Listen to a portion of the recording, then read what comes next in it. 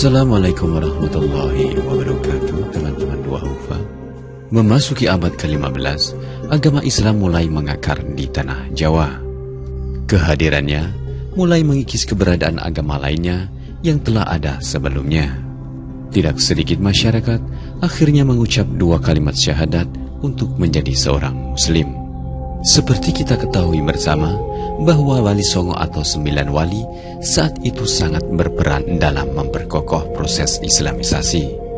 Seperti Sunan Bonang, Sunan Gresik, sampai dengan Sunan Gunung Jati dan para wali lainnya masing-masing membangun wilayah penyebarannya. Tetapi, tahukah Anda bahwa sebelum masa Wali Songo, orang-orang di daratan Jawa sudah mengenal para tokoh penyebar agama Islam? Dan berikut ini adalah 4 tokoh ulama tersebut.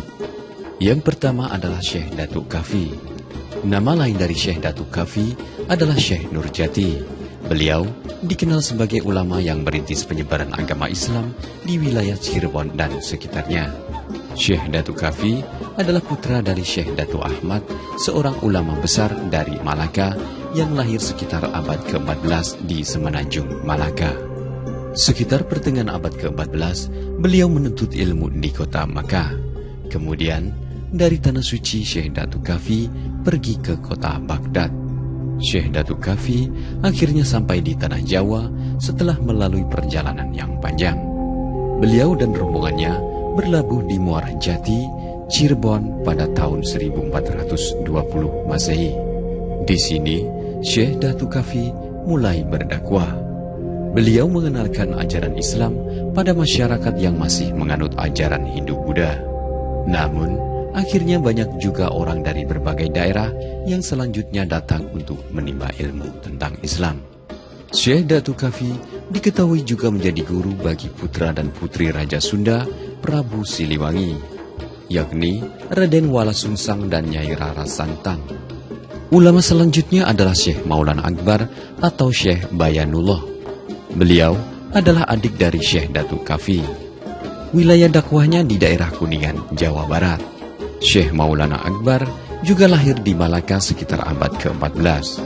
Dari beberapa sumber yang didapat, sejak usia remaja, beliau menimba ilmu di kota Mekah. Syekh Maulana Akbar menginjakkan kaki di tanah Jawa setelah sang kakak yakni Syekh Datuk Kafi mendirikan pusat dakwah di Amparan Jati, Cirebon. Syekh Maulana Akbar datang di Kuningan sekitar tahun 1450 Masehi, dan beliau mendirikan pondok di desa Sidapurna, Kuningan, Jawa Barat. Beliau menikah dengan Nyi Wandasari, cucu Raja Sunda, yakni Prabu Dewaneskala. Dari pernikahan tersebut lahir putra bernama Maulana Arifin, dan putranya inilah yang nantinya menggantikan Syekh Maulana Akbar dalam menyiarkan agama Islam di daerah Kuningan setelah beliau wafat. Ulama yang ketiga adalah Syekh Jumadil Kubro. Beliau dikenal masyarakat sebagai gurunya para wali di tanah Jawa. Kelak, keturunannya banyak yang bergelar Wali Songo atau 9 wali.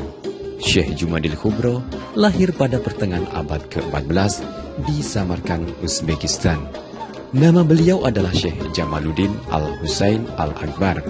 Ayahnya adalah Sayyid Zainul Husain. Sejak kecil, beliau dididik oleh ayahnya. Kemudian, Syekh Jumadil Kubro melanjutkan menimba ilmu di negeri India. Dan sampai akhirnya, beliau mencari ilmu di kota Mekah. Kemudian, Syekh Jumadil Kubro menikah dengan seorang putri dari Uzbekistan dan dikaruniai 3 orang putra, yakni Maulana Malik Ibrahim, Ibrahim Asmarakhani, dan Maulana Ishaq.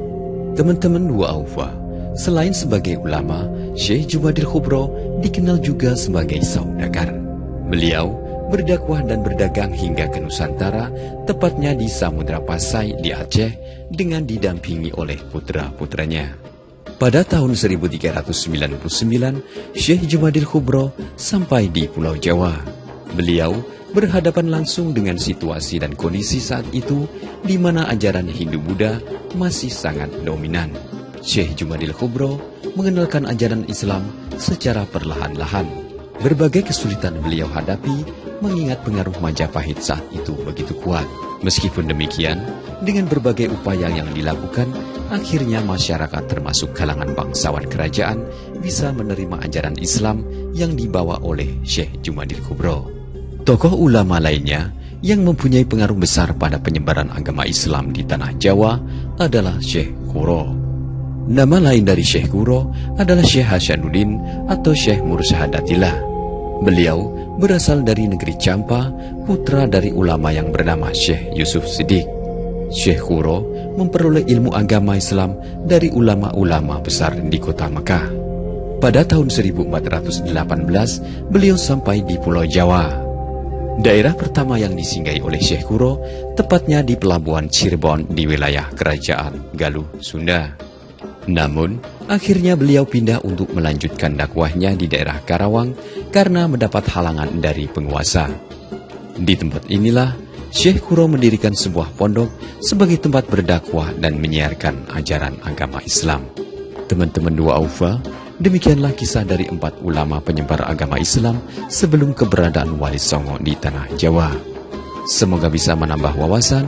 Akhirul kalam, wabillahi taufiq wal hidayah. Wassalamualaikum warahmatullahi wabarakatuh.